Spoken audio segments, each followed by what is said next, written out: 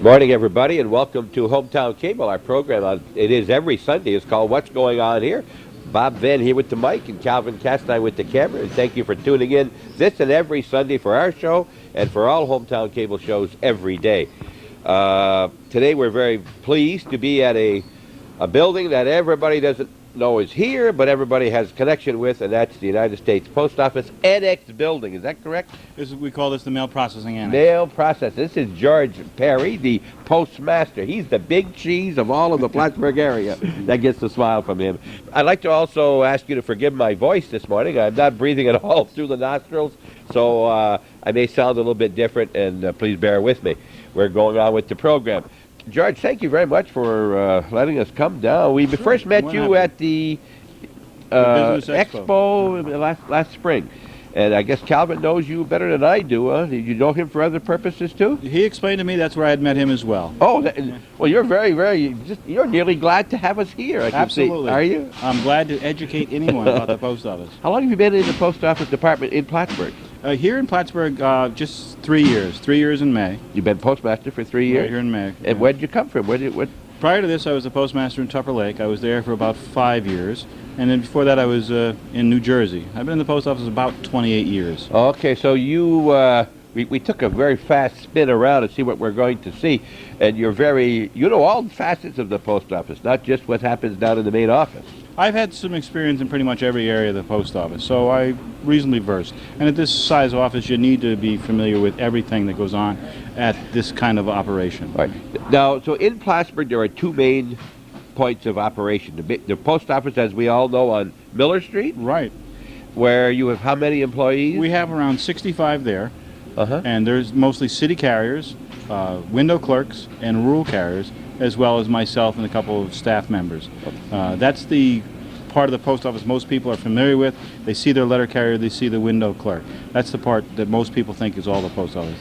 This area here in this building is the backbone. This is what makes it all work. This is what processes the mail when someone drops it in a mailbox and prior to them getting it delivered to their house. Right. At the general post office, I bring a letter there, and I can pick up my letter there. But before, if I get a letter from Mowers, where it started is not necessarily there. It's done in this building. Right here. And we'll get at that as we pass through. Can we talk a little bit about the 3-cent stamp and the problems you had? Okay. Oh, boy. I didn't prepare you for this, but we've had the change from 29 cents to 32 cents. And I know that's a big change forever. But all of a sudden, I had 100 or more 29-cent stamps. And I need 3-cent stamps. And you had a bottleneck at the office. What happened then? We've been through rate changes before, and what happens when we order stamps to the makeup rate or the new stamp, whatever, we go by historical data, the last rate change, see how many stamps we sold during a given period. For example, we looked over a 3-month period. We did increase the amount of stamps we anticipated needing by about 20%. Now, we did not anticipate the flood of people. We were out of stamps that would have taken us the 3-month period based on that historical data in less than a week and a half. We got, as an example, we got in 12,000 3-cent stamps on one Thursday morning at 8:30. By 10 o'clock, they were gone. Say that again, how many? 12,000. We've sold, so far, since the rate has been announced and everything, we've sold here in Plattsburgh in excess of 300,000 3-cent stamps. That's a tremendous amount. It's a lot of stamps, yes. Now, do you get the stamps for the whole area here? In other words, if Champlain wants stamps, do they get them from Washington or from you? Actually, they get them from Albany. We all get them from Albany. The larger offices like ourselves here in Plattsburgh, we can order right from Bureau Engraving and Printing in Washington, but usually we get them from Albany, just as we did with the 3-cent stamps recently from Albany. Why do you think there was such an influx for the 3-cent stamps, and unlike other times when you haven't had quite that many? Well, I think there's a multiple of reasons. One is it was right after Christmas. A lot of people may have bought a lot of 29-cent stamps, didn't use them, or over anticipated how many they'd need and bought extra 29-cent stamps. Beginning of the year, everybody wants to buy their stamps for either this month or whatever, especially with a larger retirement area. A lot of people got their Social Security checks or their pension checks around the first of the month, and they normally buy their postage there.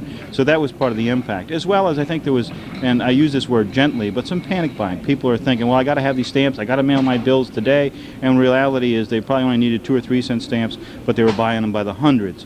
when you look at a sheet of 100 3-cent stamps being $3, you don't think about it as if it had been 29-cent stamps or 32 cents, would have been $32 or $29. So I think that was some of it, because we're starting to see people coming in now buying 29-cent stamps because they have too many threes. Oh, yeah, all right, it's still happening. So we would say that next time, or it would have been wise this time, not to wait till the day you needed for your 3-cent stamps. You could have got them a few days before. Right. We got notified on the 17th of December of the new rate. There are people who felt we known for the last year, but no, we didn't know until the Board of Governors told us what the rate would be. And that was about the 17th of December, so we didn't have a lot of time to prepare. So we got in stamps, figuring that would be sufficient quantity. And then, of course, we did anticipate the buying.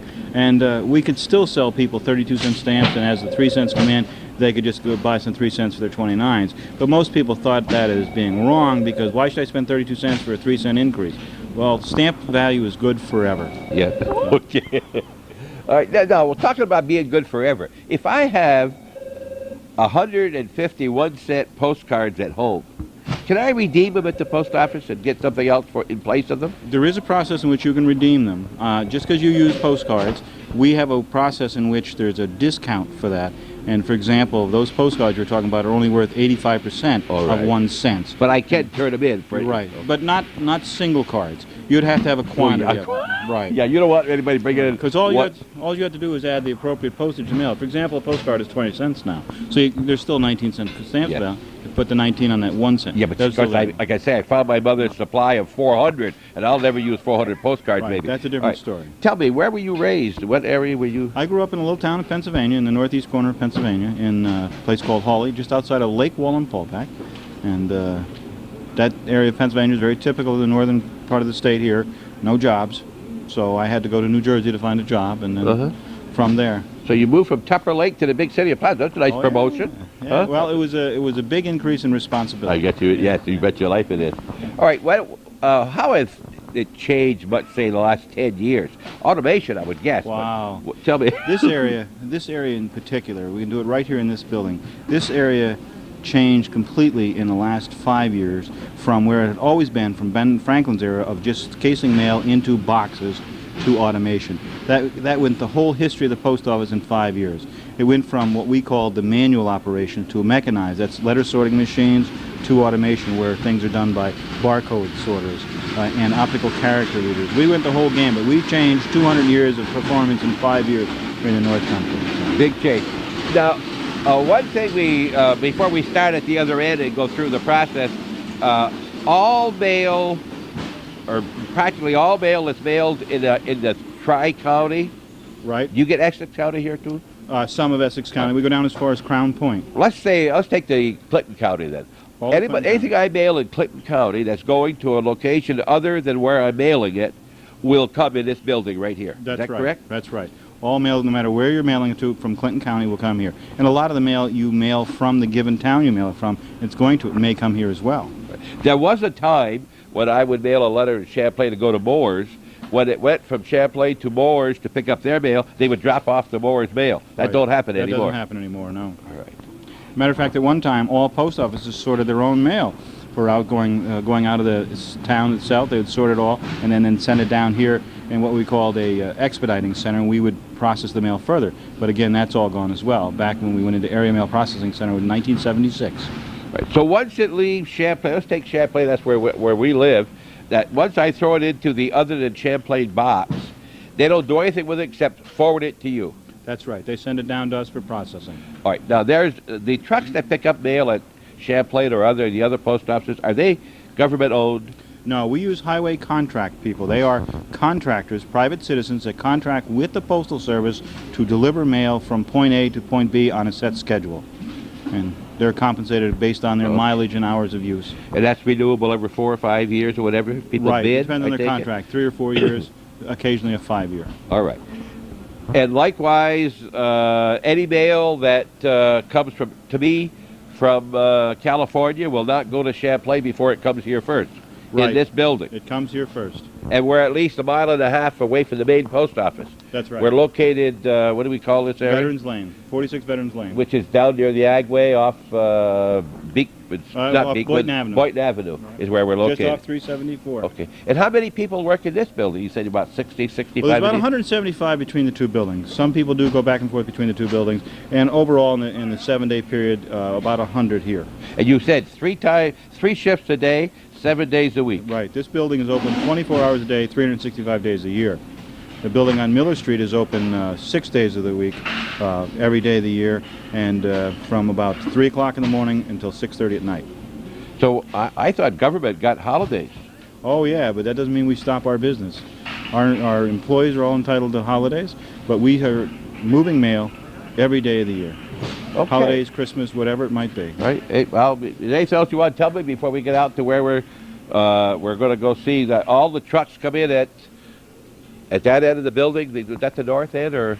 Yes. North end, and it processes through, and then it goes out also in the north end in a different area. That's right. We bring it in one door and send it out the same door later on in the day. And you're going to see a lot of automation. You're going to wonder why more letters are not lost, because I'll tell you, very few letters, I think, are lost, at least in our area. When you look at the percentage of lost and or damaged mail of the total mail volume, it is less than maybe 0.1%. When in total numbers, that's not a lot.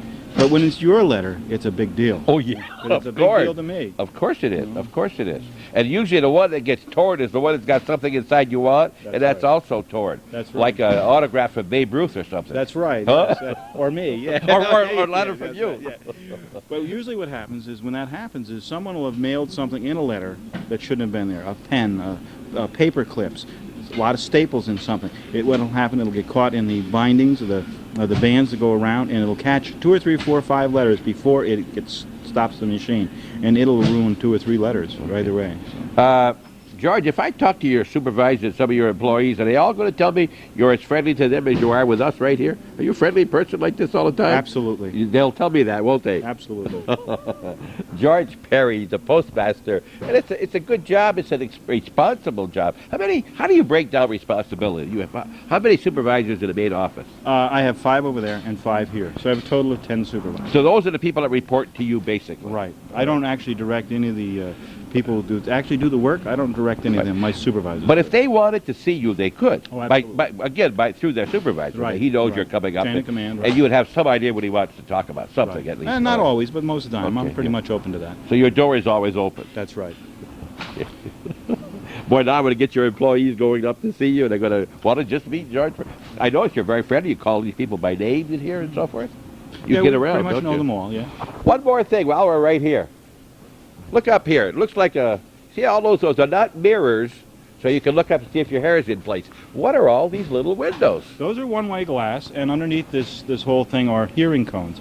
These are the inspection galleries. The postal inspectors, the police of the post office, would be in there if they were doing an investigation of something that's going on here. Say we had an increase in the amount of mail not getting to a spot, and it seemed to be centered here in Plattsburgh. What the inspection service would do, unbeknownst to me, the postmaster, yeah, they don't work for you here. That's right. They don't work even in Albany. They don't work for them. They work right. at the headquarters level. Right. They would come in here and they'd be up there, regardless of what time of night it was, whatever it is. They'd be up there with cameras, tape mechanisms, whatever it would take to try to find out what's going on and stop the activity by capturing the person who was doing it wrong. Should it be that way?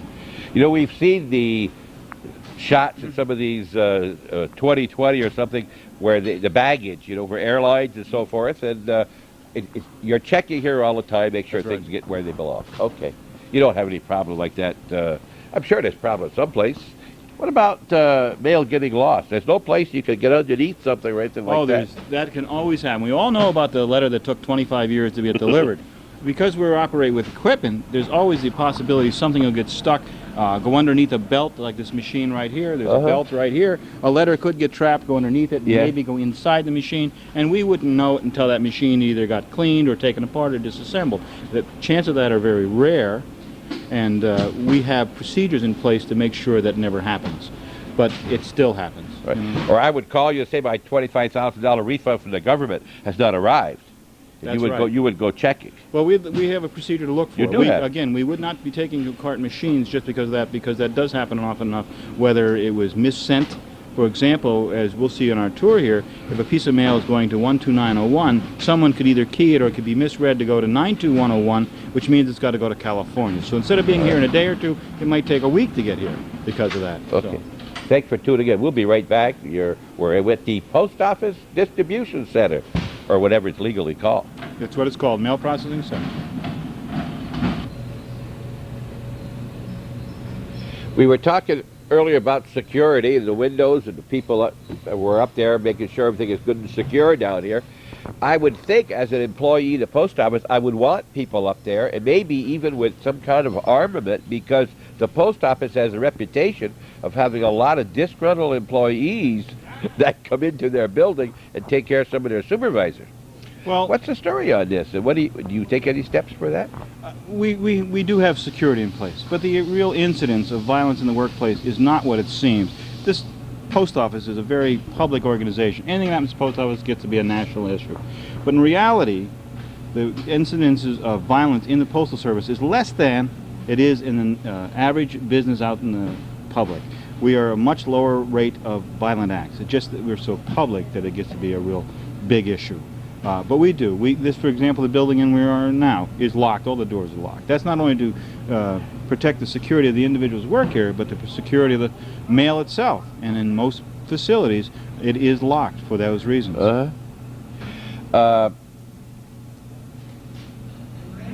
Security. When you have an employee say that is no longer with, is there some follow-up made on that employee because of the nature of these? You say there aren't many instances, but they're good. They make the news, that's for sure. Absolutely. And all those instances, it's just like a crime in any other industry or anywhere else in the world. It's taken care of by the local police, and or they're barred from postal employment from then on, or any other federal agency for that matter, okay, as well as they're not allowed to enter the facilities anymore.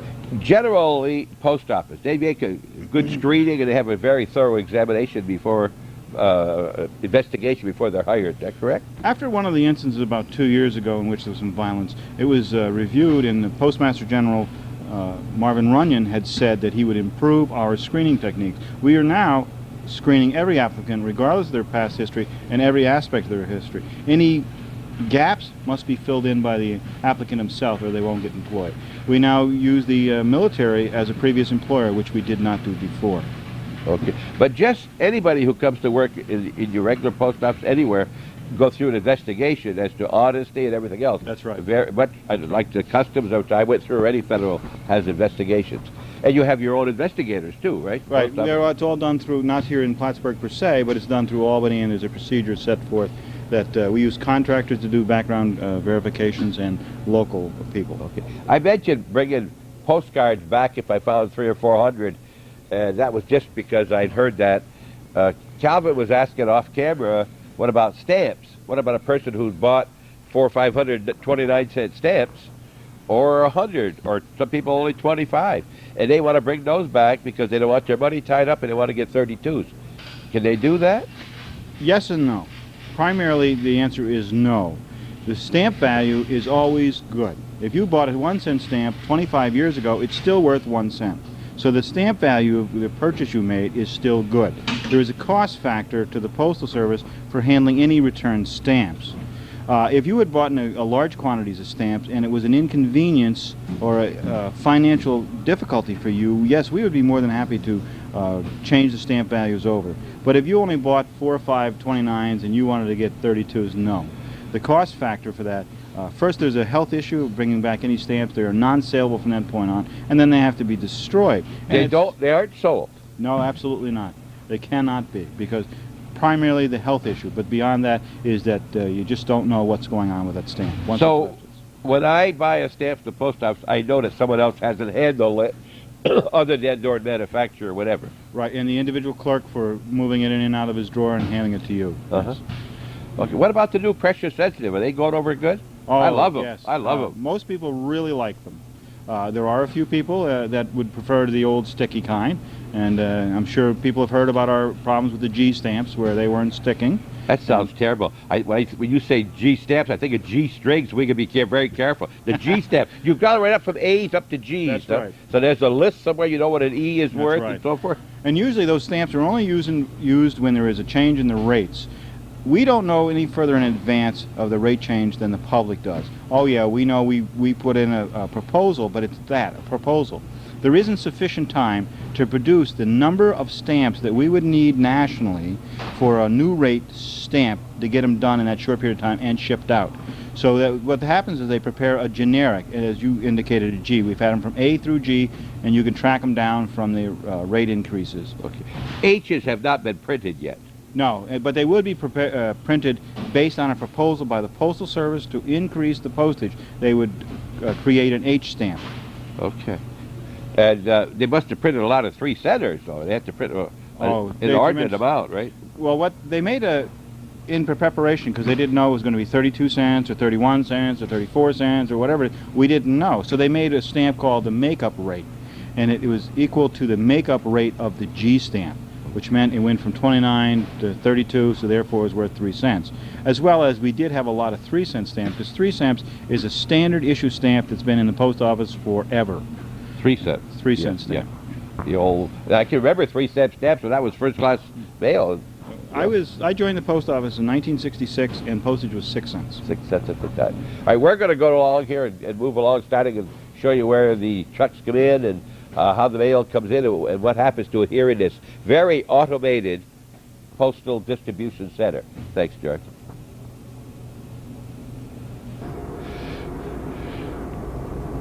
If you're wondering where we are, you can see there's Falcon Seaboard. We did a tour of there about 2 months ago, a great tour through that building, and we're just a little bit south of there. There's one of the big trucks. Now, is this a contractor truck? It says right on it. That's right. Now, this is obviously not from the one from Champlain or Inga County. Where does this come from? Well, the fellow who operates that, he has a number of trucks, and he does also go to Champlain, and he does. also goes to the northern part of this area here. And he also takes the mail to Albany and brings mail from Albany.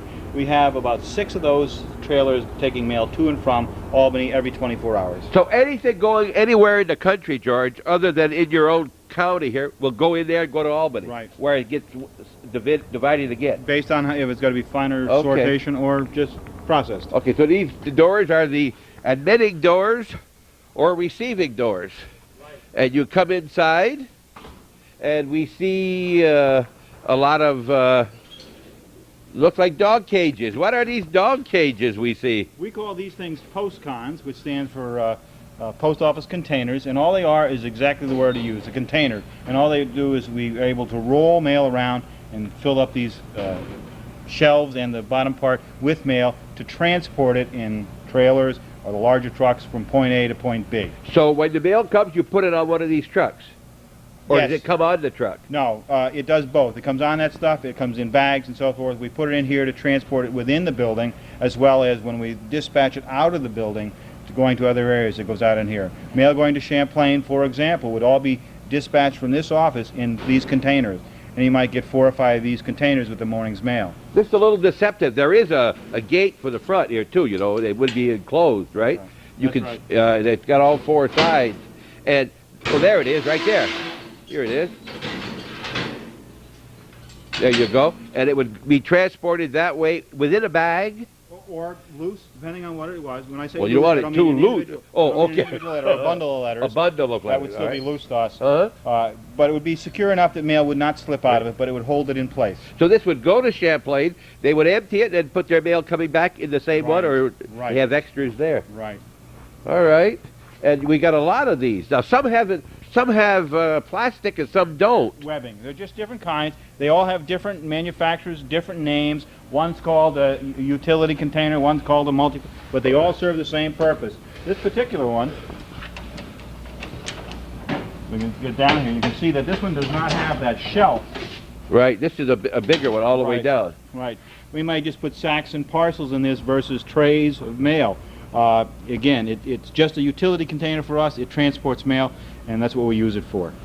This would all go to one location. You wouldn't have two It's different... possible it could go to more than one. It As could. we'll see later when we go inside, Okay. some offices, group of offices would be up here in the top, and one group would be down here in the So bottom. they take it out, and you just... Okay. Now, while we're in here, here's another unusual thing that's not in the average place I go. This particular one's called a pouch rack, and what happens here is we have pouches, which are sacks, put on here, and we sort mail into them. If you can see right here, you can see this one's going to Lake Placid and Ross's Point, Altona, Raybrook, and we would sort mail right into those.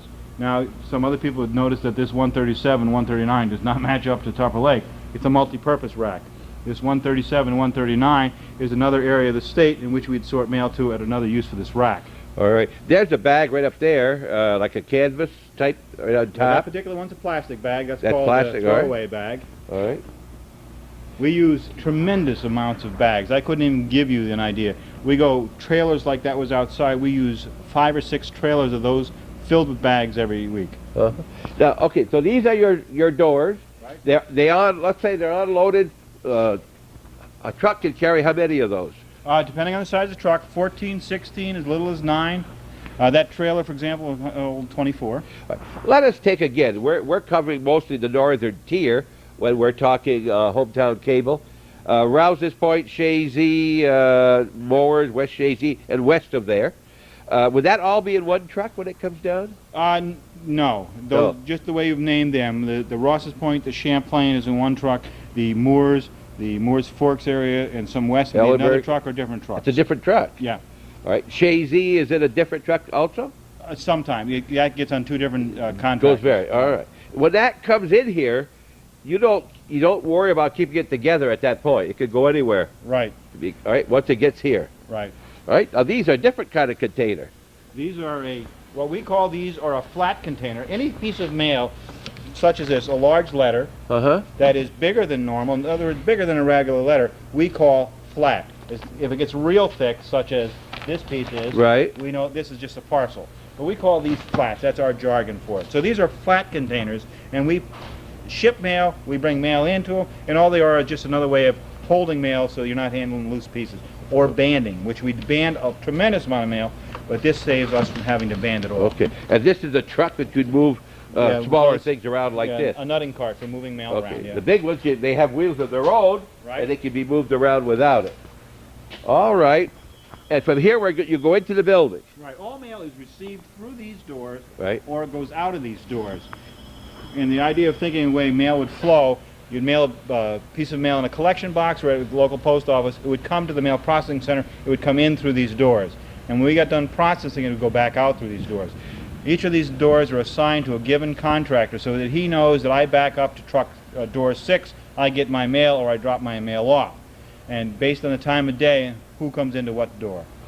So he goes to the same door whether he's receiving or bringing Right, mail. right. It's all based on the time of arrivals. All right. When does mail leave here? In the morning, real early? Well, it leaves in a sense in 2 times. At night, it leaves here. First dispatch going outside of the immediate area is 9:30 at night, then at 11:30, and then at 1:30, and then at 3:30. That goes out to Albany or right. out of here? But going out to the various other offices in this our immediate northern area here, all in the 129 area we call it, the primary dispatch is at 6 o'clock in the morning, but mail goes out of here at 4 o'clock, 5 o'clock, 6 o'clock, and 7 o'clock. That would take the day's mail for people to sort. They'd be expecting to go out and be delivered today. Right. But mail also goes out in the afternoons at 1 o'clock, 3 o'clock, 2 o'clock in that area, and that would be primarily third-class mail, which would be prepared for the next day's delivery. Processing center for all 129. Right. If it's a 12901, does that make it the processing center? Yes, it like does. Burlington 05401 is the processing center. Right. What they did is set them up, when they set up the zip codes, they set it up with being the processing center, the first one, and then after that, each office is supposed to be giving alphabetically ordered, Right. 2 would be a B, 3 would be a C, so forth. But it's not true that you can say that 01. Just happens that Burlington you use is 01. But for example, Albany has its own series of 5 digits, having nothing to do with the rest of the area. Right. While we're on the subject, I use my post office box number, and I also use it with 12919-0157. Calvin, who lives on what would formerly the rural route, is 1477 Ridge Road, and he has a number probably that says 12919-9706.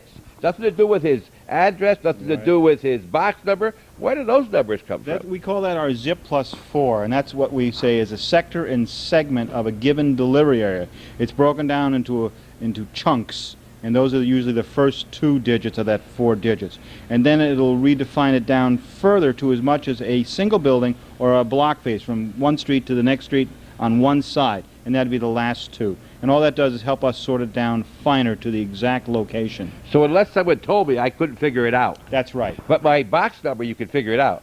Post office box. Not true.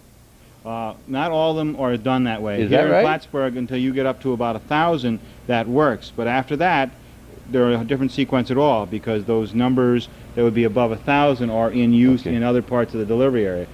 And for example, in Tupper Lake, when you get over 1,000, the same issue. And there's no boxes under 500. So that there is no primary except for postmaster. I better not use the person's post office box 2347 as the 4-digit number anymore. If your person you're mailing to has told you what it No, is, they that's haven't. fine. And if they have not, we prefer that you not put one on. Okay. If you know it, please put it on. Okay. But if you don't guess. Got you. Got you. We'll be right back. We're going to move in. I guess anything else we should know out here? Well, I can say that all mail comes in here, regardless whether it's Plattsburgh City or anywhere, and goes out of here.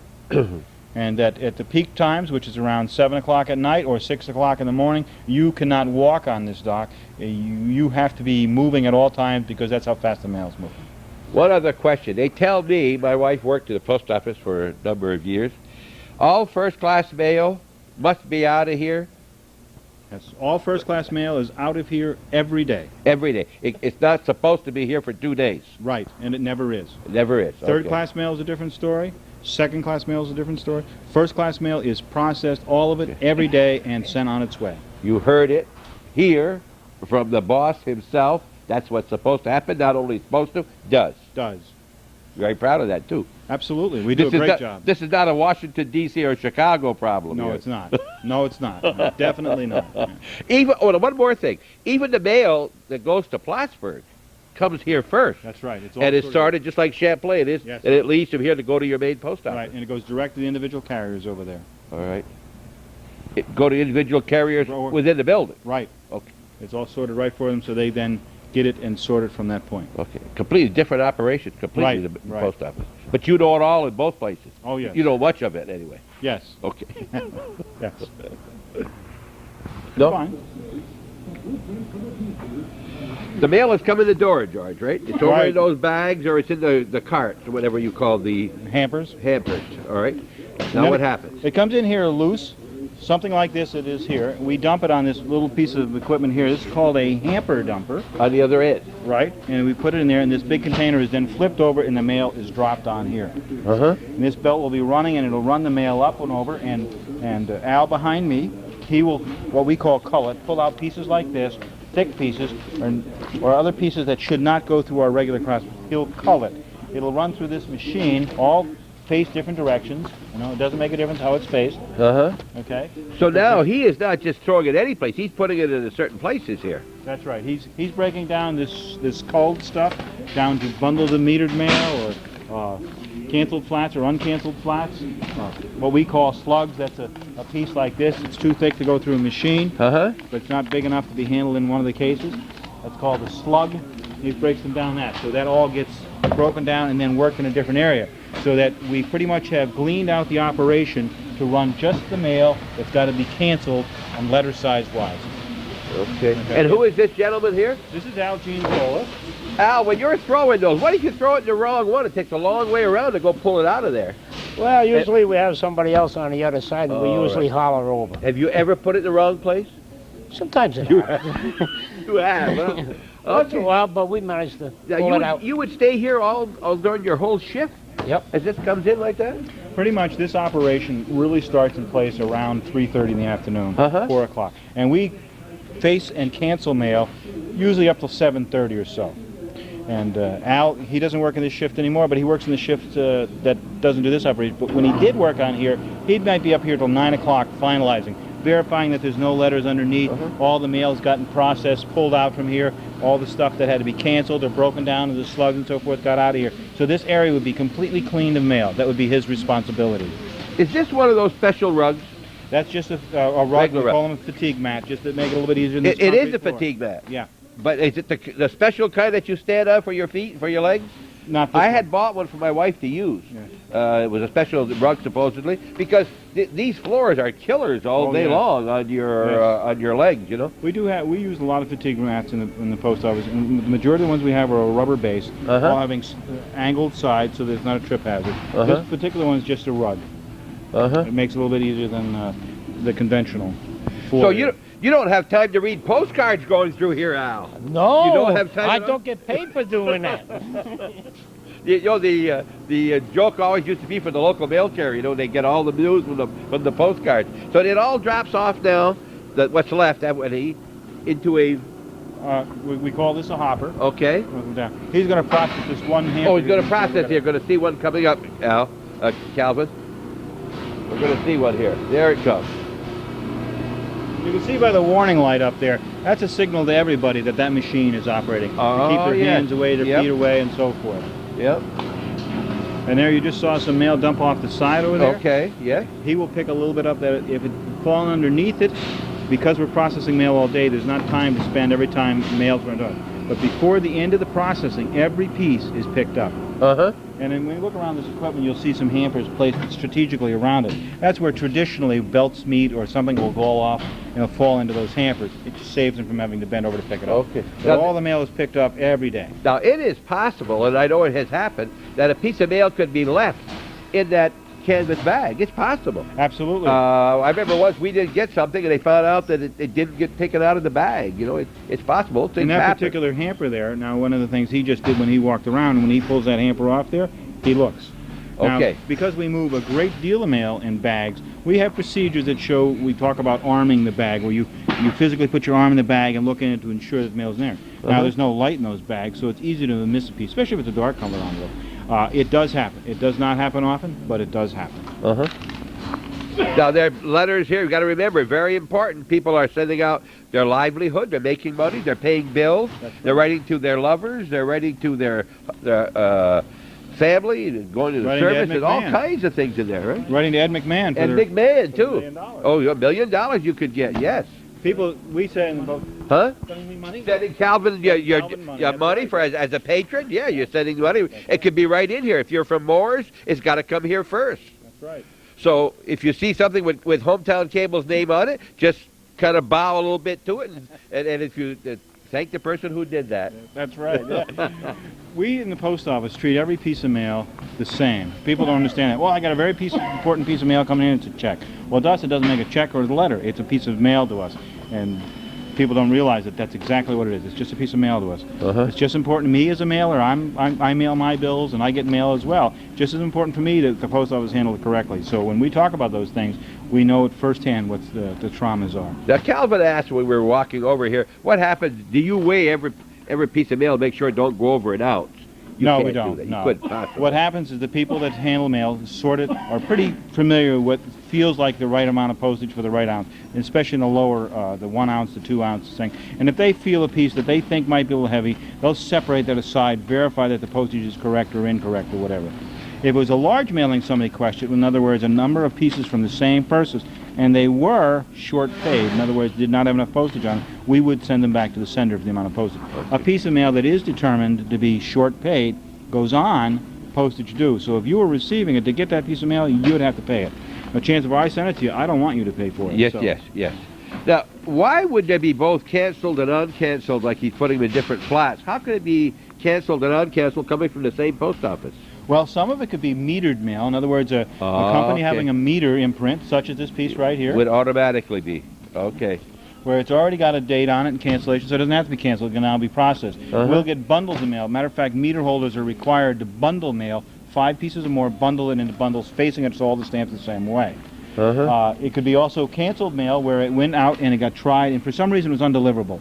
It could have been put in their local collection, Or if you could have received a piece at home that said, gee, they don't live here anymore, and you threw it back in the mailbox. It could be here. I see. All right.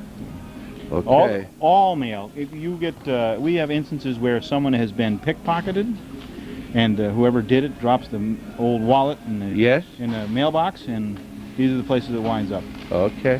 So or a key to your motel. That's right. That's right. There. And he'll pull those off as well. Keys are very common. Okay. This is the preliminary place where it first takes place. This is the facing and canceling operation. Yep. And what Al is doing is called the rough call. He's pulling out the pieces that are there so that the rest of this can be processed by this machinery and be canceled. All right. My question would be now, wouldn't it make sense for this post office that sent you this to have pre-done that themselves, pull those flats out and put them in a different... Very costly. In the post office, we've done a lot of things with the idea of keeping the postage rates to a minimum. And I knew you'd say that. I knew you would say that. We are in the industrialized world. We are the cheapest postage. Yes.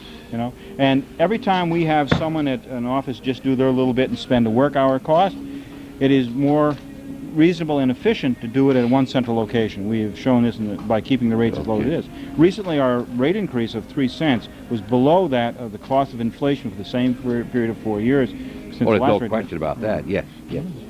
But you were too high before, so now you're evening out.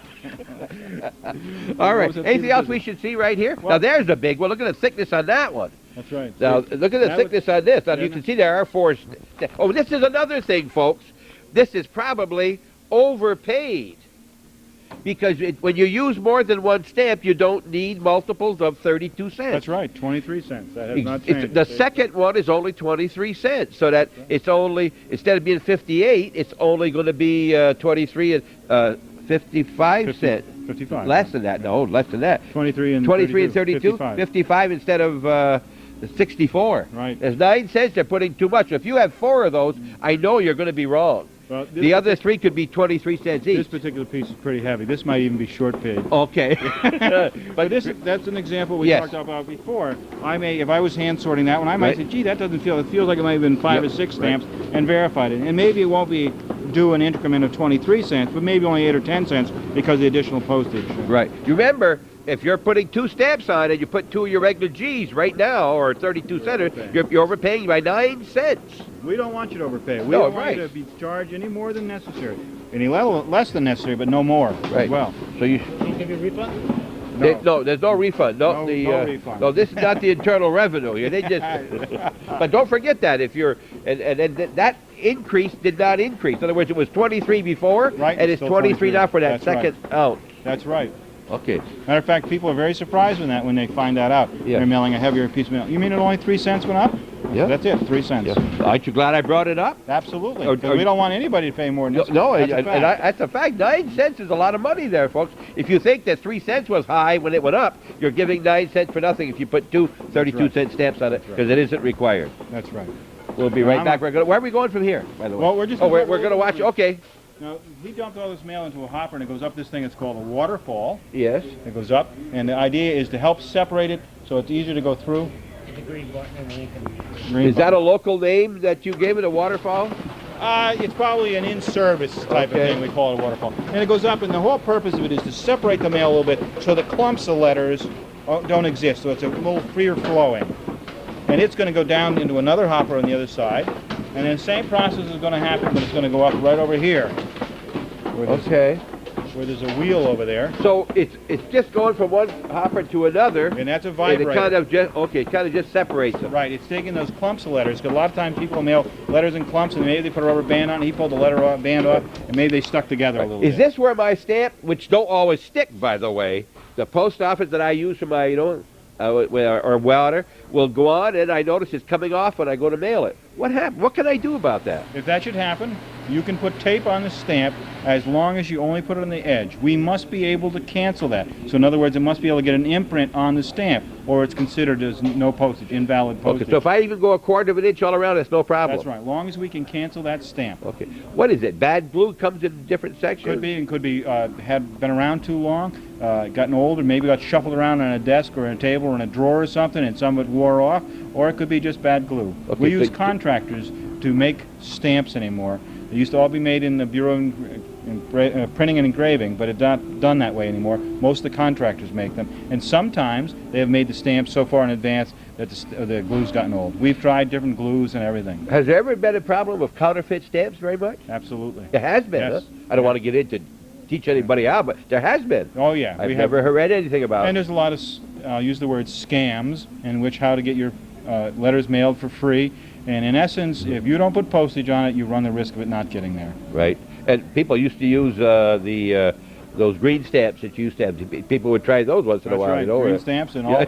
Easter seals. Easter seal, they That's they right. get those on there too. Yeah. And someone like Al that picks that up, or along when it goes One along of the the way. clerks or one of the carriers, right? Same thing. There's people that would like to put the return address and the address is going as the same, and that put postage on. Yeah. They figure it'll go on. In reality, that goes to the dead letter branch, where it gets opened and then returned to the sender if it can be determined at a much higher rate. I believe it's 80 cents plus the postage, and it didn't get the service. Okay. So. Now they're all over there now. Now they're going to go up this other belt now. Yeah, that's a vibrator over there again to separate the mail. And we've got this waterfall. Yes. Again, to do the same thing. There's a wheel on the top that will try to flatten them out a little bit more, keeping them separate. So Not putting them in any direction or anything No, like that. Okay. So, and there's a bigger wheel over there doing the same thing. Okay. So that when they fall into this metal tray over here, that's where they're going to start to be faced. Over there. Right. Okay. This is just to keep them out so that they go in one at a time versus all together at once. Okay, Al. But they'll be backwards as well as forwards. Here. Right. Okay. Try to go over there. You want to see it over there? Can we see it from here? Start. Okay. Let's see if it goes up. You can see them going up here. See them going up there? Yeah, you can see them going up. Go around now. Okay, you want to go around now and see? Or we'll go around. Now, through this series of belts, and over here there's an electric eye that tries to find the stamp, and over here there's another one. It'll test it on one side over here and then test it on the other side. And through these series of belts, it'll turn it upside down or whatever it needs to get it canceled. That'll also cancel there and cancel here, depending on whether or not it finds a stamp. This is, if it finds the stamp, it cancels it? Right. And then it separates it over here in the end into various types of mail. One of the things we already have barcodes on it.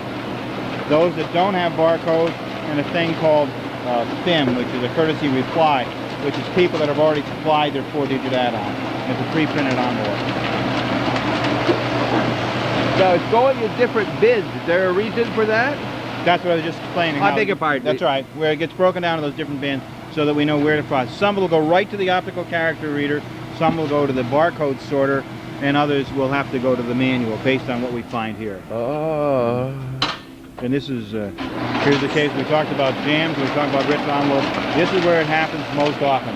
As it goes through these things, they try to separate the letter, various thickness of letters, they try to separate it into something that's very thin, something a little thicker to try to get every piece canceled. And that's where it'll happen.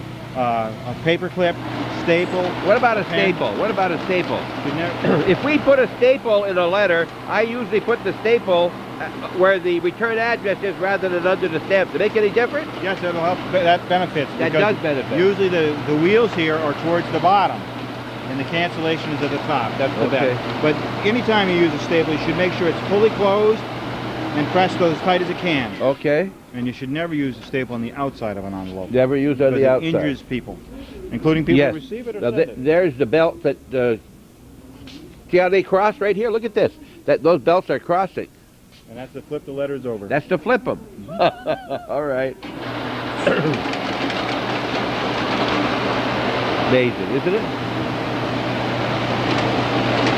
And the Postal Service in other areas have a thing called the Advanced Spacer Canceller, which is a much more compact unit than this. That does the same thing, but does it at about 10 times the speed of this. Now, you only have one of these. Well, actually, we have two. We have one here, and there's another one over there against I was going to the say, wall. what about downtime? You have much downtime on these repairs? Mail arrival, we don't start the machines until the mail arrival profile shows that the mail should be coming in. We will still have some lulls, but nothing like big time. That just gives us time to straighten up and move things around again.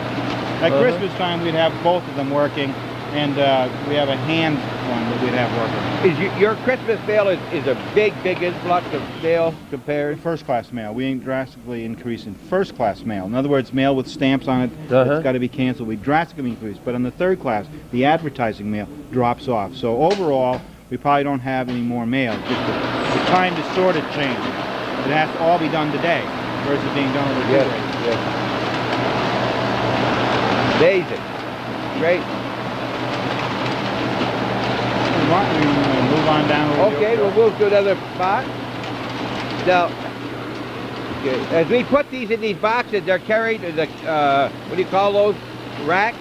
Yeah, cases. Cases? Or, stackers, and these are trays. Okay, so whether it's high or low, it still cancels it where the stamp is. Right. Now see this particular tray he pulled out of there. This place all has barcodes on it already. Or zip plus 4s. Okay, so it found that out. Right, the machine found that out and separated it. Can you show me one of those barcodes on the bottom of what we're talking about? You may have seen them on your envelopes. You see right down here? That's been pre-done right there. That's going to tell them where to start it later. And if you don't have them, you put one here now, right later on. That's why those are started separate. You don't have to do them. Yeah. In this particular tray, we'll bypass some of the other operations and get finalized before a piece that has to be sorted more. Right. Okay, so if you do find your envelope not mangled, but folded up or crinkly a little bit, it wasn't done by hand. It's because some of the machinery that's done.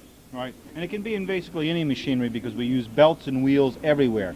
But this particular is the worst culprit because it handles all the rough mail. We put in a couple pieces that were too thick, it could pull it apart and rip off the envelope. When you try to put too much mail in a given envelope, you know, you got to stretch it to feel it. Yeah, chances are it's going to get burst open through here. Okay, there's the point. Don't overfill your envelopes, right? Or put tape on it. What about Scotch tape you put on the outside? That's fine on the back side. Yeah, no problem. No problem at all. Okay.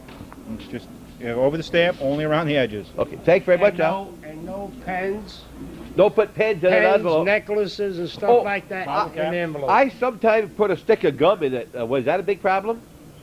Uh-oh, it's a big problem. It is? Yeah. When I send to one of the young people I know a birthday card, I sometimes will put it causes a problem. Yeah. Right in there. We prefer, if that's something that someone has to do, we prefer they put it in one of the larger envelopes. Yes. Only because that's handled by hand there. And through this machine, that piece, that bulge, that gum as you talked about, could create damage to that letter or others. Okay, so I'll put a little note inside. See me personally for the gum, all right? There you go. Come to my house, I'll give you the gum. Well, I'm glad I learned something because I had sent more than one. I won't do that again.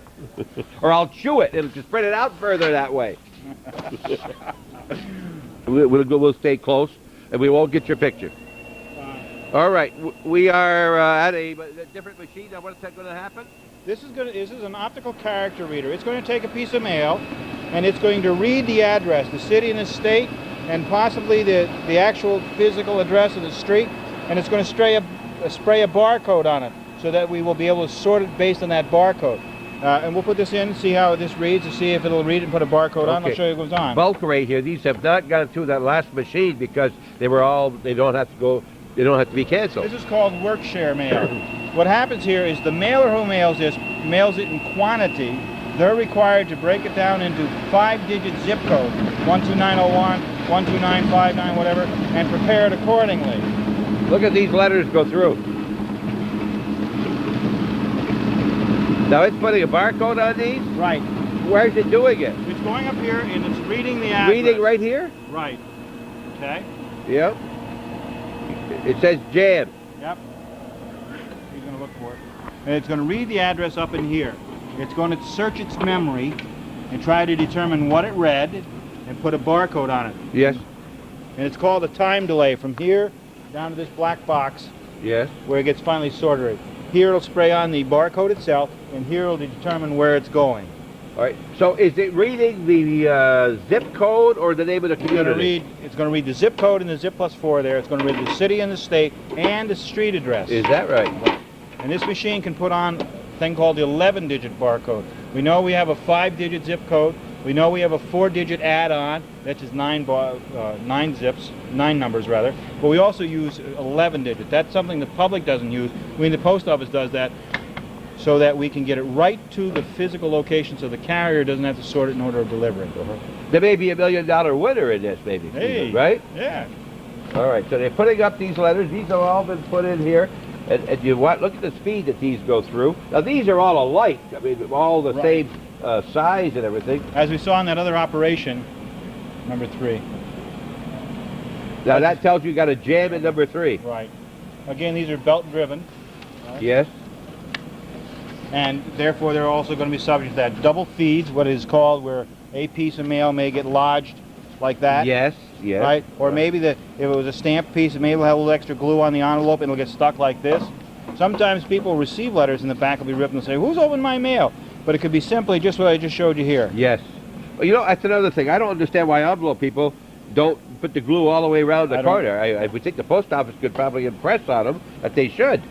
They save a little bit of glue, but it would make, you know, it would be easier for things like this. We may all remember back when it was cheaper to mail a card when you fold the flap in. Yes. Well, that's gone now that we've gone into mechanization and automation. But yeah, we would advocate that, but at the same time, we can't force them to do that. So. Now that's reading it that fast. This is capable of doing about 30,000 You can see the pieces dip. an No, hour. you can't. What's that dip going? Now up there in the end, you can see some numbers. That's Yes. telling you what it read and the barcode and the zip code. that it read. WGOH 12992. And there's 77 that passed through. 77 that were read. 77% that are read. 77% of the ones that went through there were read. 77%. In other words, read and were able to score a barcode on And it. there'll be some down there they couldn't read that we're going to find it in a different bin.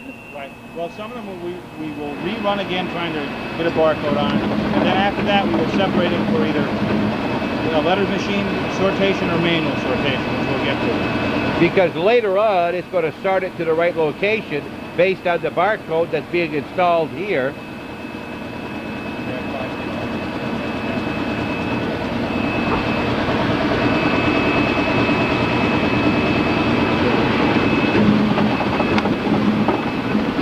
Now the ones they're throwing out here are... Automatic rejects from the feed system.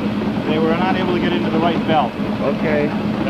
And then what he'll do is he'll later pull them down and run them through there again. And when you finish that, Mo, that should be finished.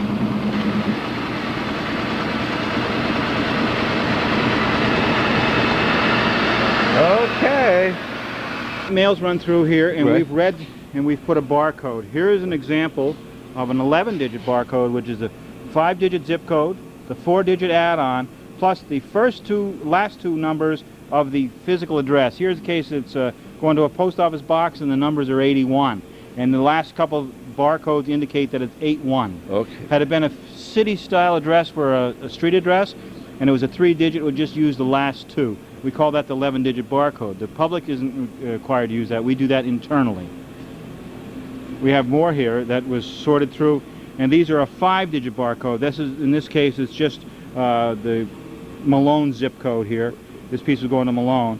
And what happened here is that when it researched its directory information, it couldn't match up the street information with what's in its database, so therefore it could only apply a 5-digit. What this means is that it can be sorted on the machine, the Malone that has to resort it. It can't be finalized here in Plattsburgh. All right. So when it gets to Malone, there'll be 2 different kinds. Those that don't have to be further sorted, and those that do because of the street. Right, or just like it had been hand sorted or machine sorted. Uh-huh. So, There must be an awful lot more than from individuals who don't use the whole 9. I don't know them, you know. Most people, I don't know their last And most 4. people don't. This machine has a memory in it that can read and spray the appropriate barcode or the zip plus 4 data. Here it'll spray an 11-digit barcode or a 5. It won't do a 9. I can see why that one wasn't read, because there's no such thing as DT Covington Street.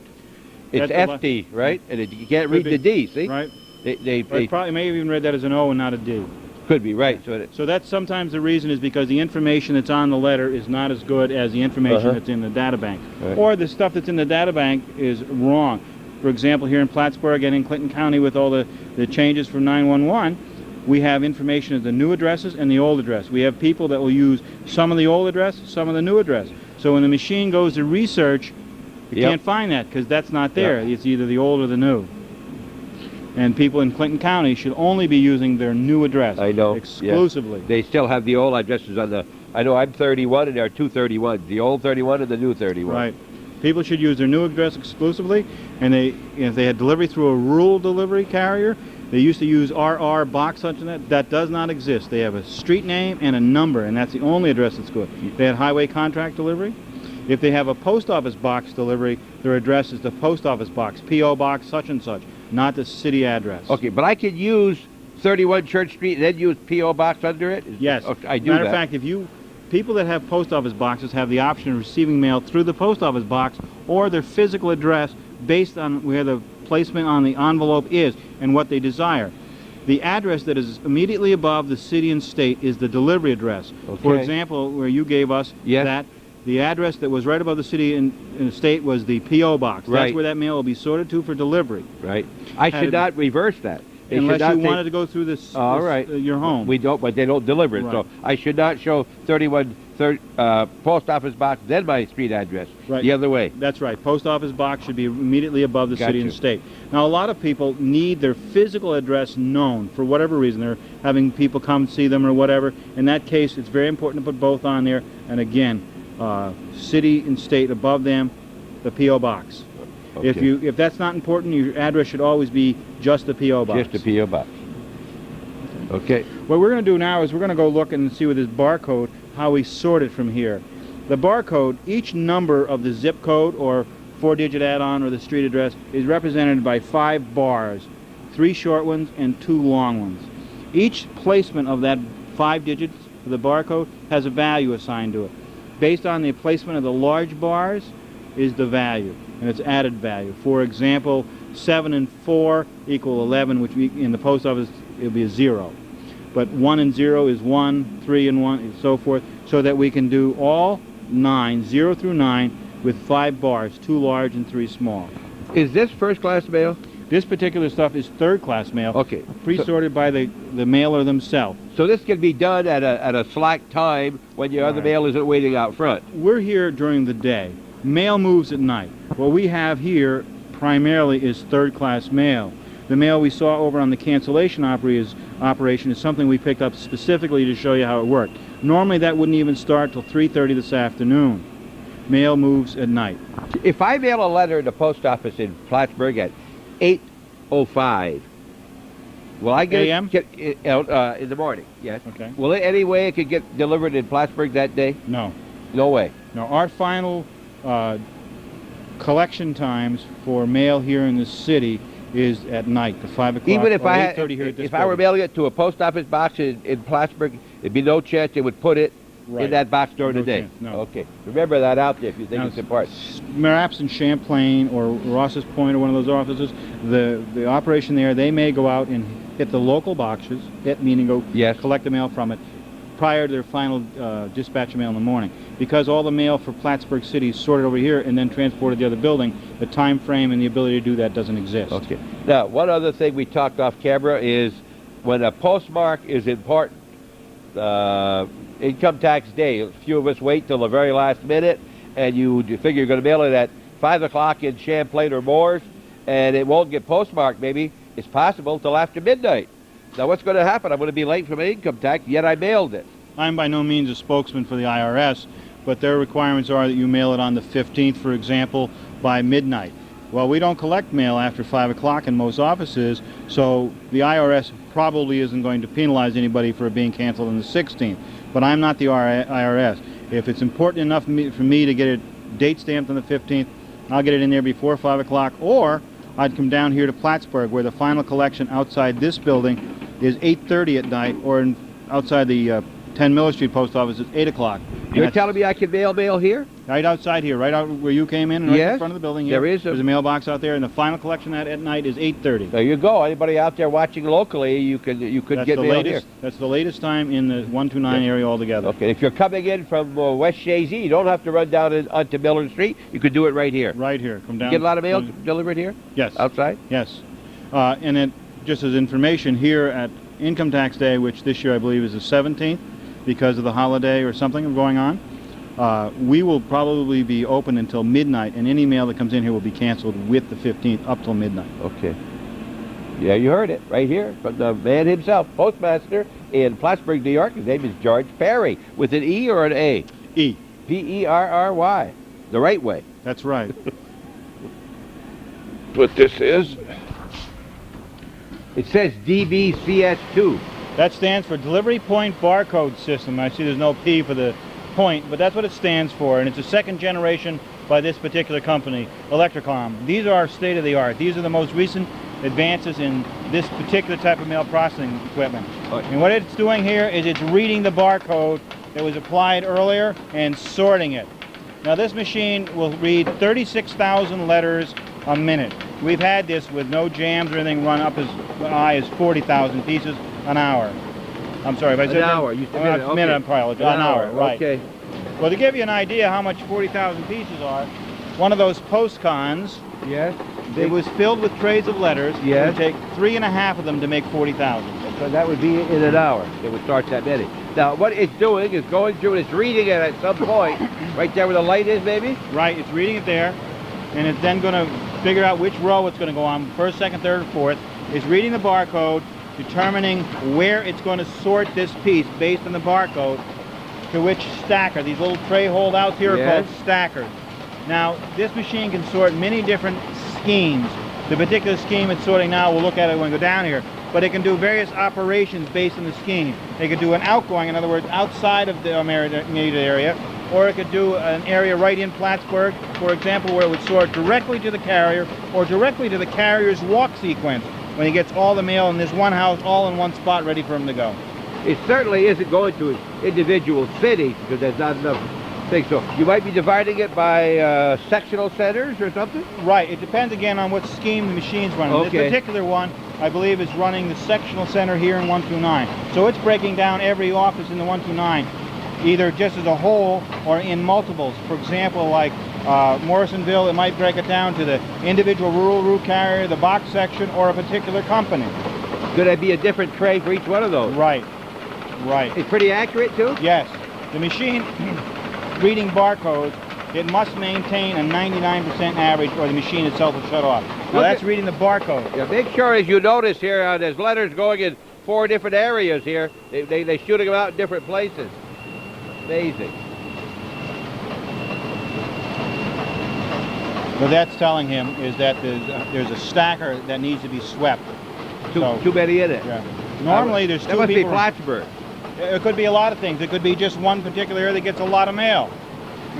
But it could be what, normally one 2 people run it, one feeding it, and that person feeds it constantly.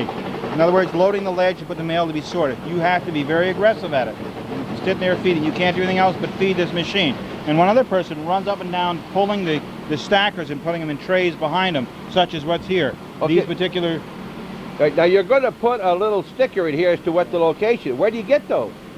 The machine itself generates it. Little box right here. Oh. When you need a label, you hit a button and it pulls a label out. And I think he's going to do it right now. It's got a different button for each of the 4 locations. When he hits one of the buttons, it'll make that label for that stacker based on that scheme. He'll take that out, put it in the tray, and then he'll get ready to dispatch that tray. This mail behind us here we started talking about, this is going to be processed on this machine later today. Okay. This will be. This is all other than first class. Most of that. There's some of both, might depending be a little where bit, it is. but mostly it's not. This is about 15 minutes work that you see here. 15 minutes will start this. And they decided that when you do one, it's better to do it here than each individual office dividing it. Right. All righty. This decreases the cost of postage. This is the biggest advance in the postal history to decrease the amount of here cost. Right. This is the state-of-the-art. Today, it's the latest machine out. What, are they bigger at other locations, a bigger post office? More stackers. More stackers? They can have twice as many. They also have different types of machines that do different things. But this, for what this does here, this is the state-of-the-art. And you got the personnel here who can keep these going? Yeah, we have people called electronics technicians, and they are schooled and trained, and they are experts in keeping these online. One of these pieces of machinery goes down at a critical time, we could miss all of our dispatches of mail that day. So they're real sharp, and they do an excellent job. Cost. Any idea what that machine Around $250,000. $250,000, right there. It probably retained that cost within its first year. by savings in Yeah. work hours. Did you have the other one first? Did you have the? No, this is your first one. We used to have a thing called a barcode sorter, which all they did is sort in barcodes. It was nowhere near as sophisticated as this. Remember, what we just saw, putting the barcode on, is so that this machine can do its job. Without that, you can't use this. Right. Okay. No one looking at your letter. No one looking at your postcard. At least not here. Well, not in this area. Yeah. We will go from this area. We go when it can't read the barcode. Or read the address to put a barcode on. What happens from there? Okay, let's just look at one of these to see how you are breaking this down as an idea. You just now, in other words, if you were dividing this in Champlain, it may be here and over there. Do they have to be right together? Well, no. The way they wrote the scheme determines where the piece of mail goes. This is supposed to be designed to be located by all this section is the same truck. Oh, For got example, you. this one we're Got looking you. at right here says it's Tupper Lake, Makes connected sense, down huh? to Saranac Lake, Lake Placid, and Childwell. They all go in the Okay. same truck. And for example, as you can see here, it read that barcode, and that one says Tupper Lake, just like Right. it says here.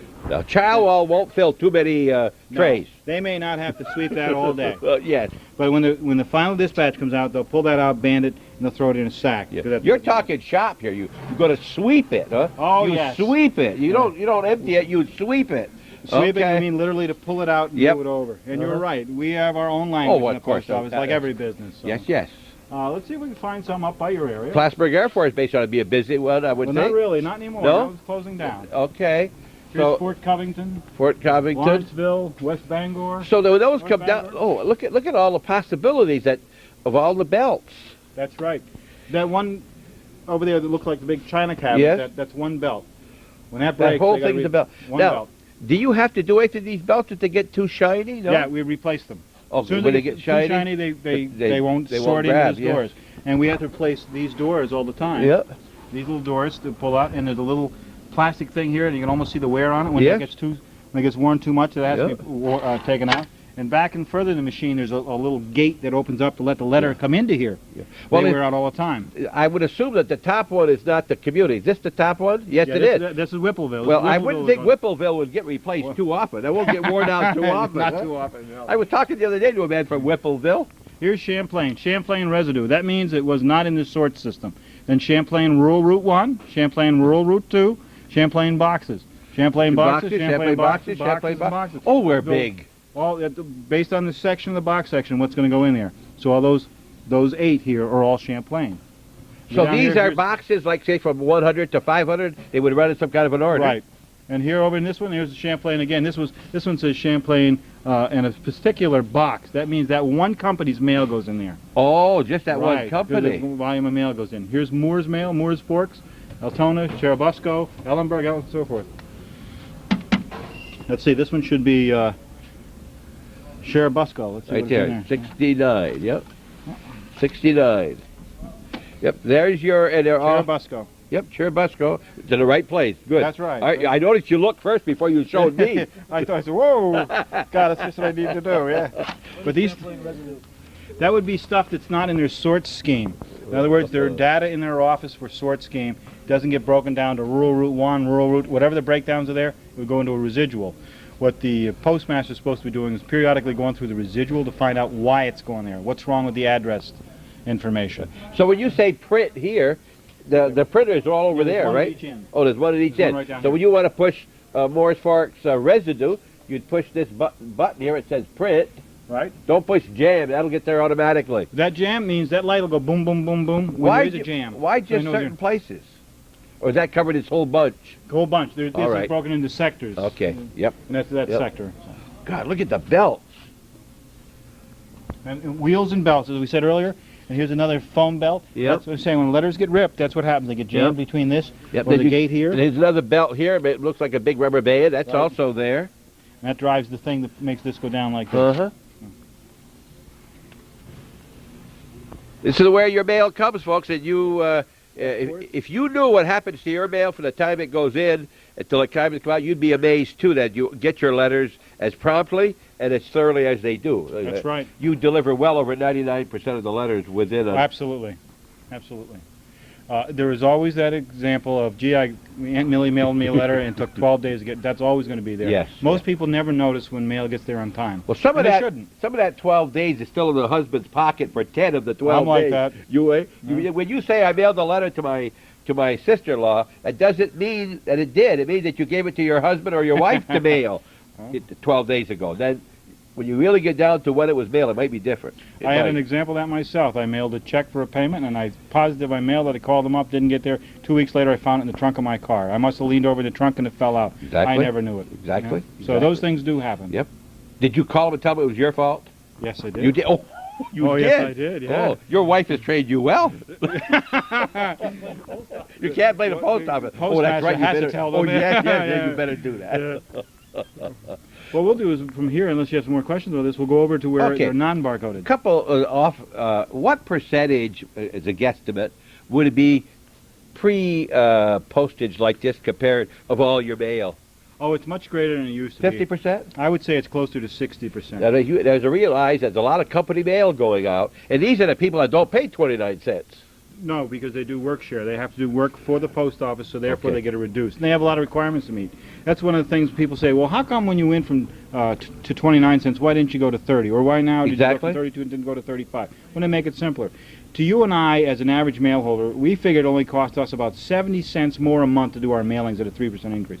But if you were a company like J.J. Donnelly, one of the largest mailers in the United States, who mails billions of pieces of mail a year, that's a big deal. And they're the ones that pay for the post office expenses, not people like me with my 50 letters a month means nothing, right? We're not the ones that do that, right? Exactly. We certainly take part of that, and we're the recipients of that stuff, but we don't do it. Now, when this is put here, this whole thing will be rolled out.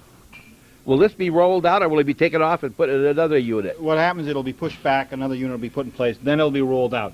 Based on where it's going, it'll go out and it'll have a sleeve put on it. And I don't have one here. Right over there is a sleeve. Okay. The cover here, you mean? Right. Yes, right here. Right. We call that a sleeve. Yes. The cover would be slide on it so that the mail won't fall out in transit. Exactly. The label will be put in. Yes. The tray will then be taken and put into one of those postcons based on the destination which postcon it goes in. And then it'll be ready for dispatch to that other office or to that other sorting area. So these units here, which you told me hold 25, I think? This particular one is 5, 10, 15, 20, 25, 30. 30. This never leaves the building. This stays here. Right. All right. These stay here. These are just here for this machine. When it's in this box here, it's ready to go wherever it's destined for. This one says Crown Point First Class Letters. So in here would be first class letters. Right now there's only third class in here because it's not a first class dispatch time. By the time we dispatch this to Crown Point, we will have sorted first class in it. So what it'll do, it'll go off here, a sleeve will be put on, and then it'll be taken over to the bullpen area, which we'll see a little later, and it'll be put into the Crown Point postcon to be shipped to Crown Point. You don't keep. See, these slide in and out, by the way, folks. This is not stuck on. I thought they were stuck. You don't save that at all. No, that when just it gets goes. to Crown Point, they pull it out and they throw it away. What does Tuesday be? That's when it's going to be delivered, That's probably? Tuesday's delivery date. Okay. They all say Tuesday. It prints out the date. Okay. That's the day it's designated for delivery. Which is the day after the day we're in, usually? Right.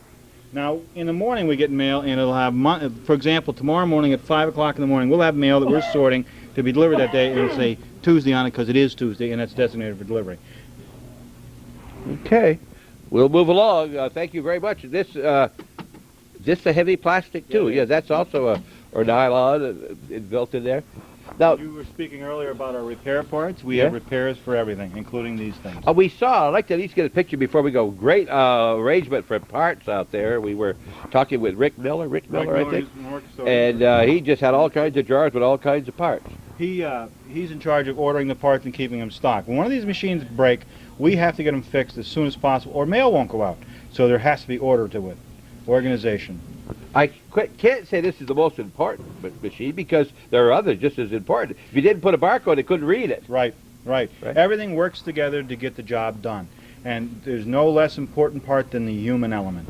They are the ones who load the ledges, sweep, as I said earlier, transport the mail. The human element is the most important job in the post office. We were talking about security and people coming back with shooting and so forth. Those are all people who were dissatisfied, not with maybe with the Postal Service, with the people who were managing the Postal Service, supervisors and whatever. You know, there are bad people to work for sometimes. We have in society those instances everywhere, not just in the post office. I realize. People are disgruntled about something or other, or dissatisfied with their life or something.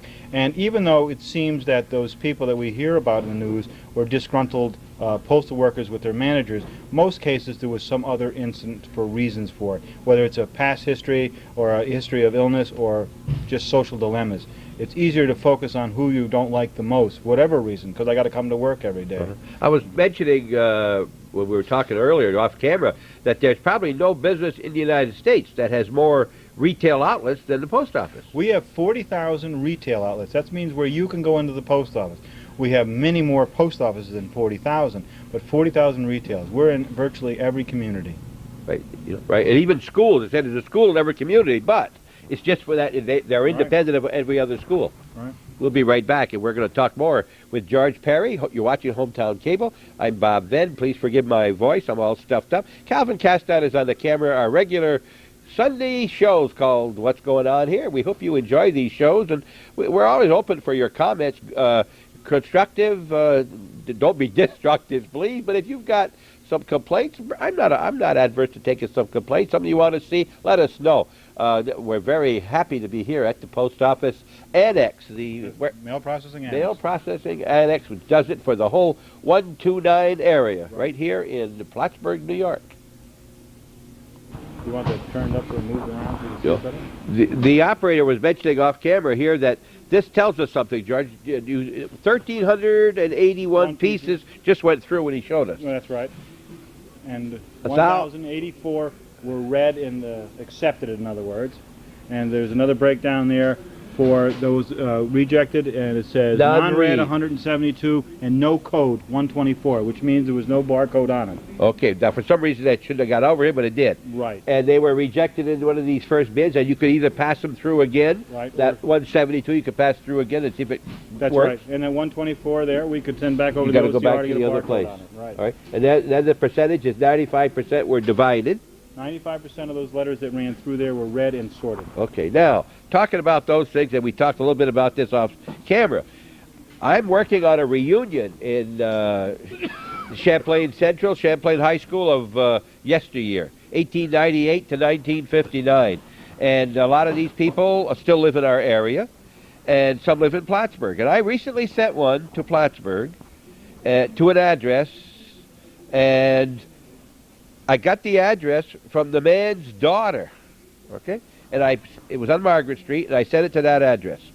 It came back as being undeliverable, and it said Lock Rose, for instance. That's what it said, Lock Rose. Now, I don't know whether there's an apartment upstairs over Lock Rose or not, but he apparently may be one number off. But wouldn't the mail carrier who has it in his hand, he's not a stranger to the man whose address it is, wouldn't he know that it's just 2 doors over? Most carriers would know that. My name, if he looked at today, if he's looking at only addresses, I'm in trouble. That's right. But he would know it normally. But if a piece that comes into a company, he wouldn't necessarily know everybody who works there. So he doesn't know that that's not, in your case, Lock Rose. Okay. Because they put in Lock Rose, and Lock Rose says, I don't know who this is, and then sent back. When it comes to an address that is a business, mail belongs to the business. They're the ones who determine whether it's deliverable there or not the post office. So you're delivering to address rather than people in that case. Is that all right? Yeah. All right. I can buy that. We have to. I can buy that. Now, I'm also having a lot of trouble knowing in Champlain we don't have local delivery. I mean, rural delivery, and it's PO Box. I've got a list from the county of the 911 numbers. All right?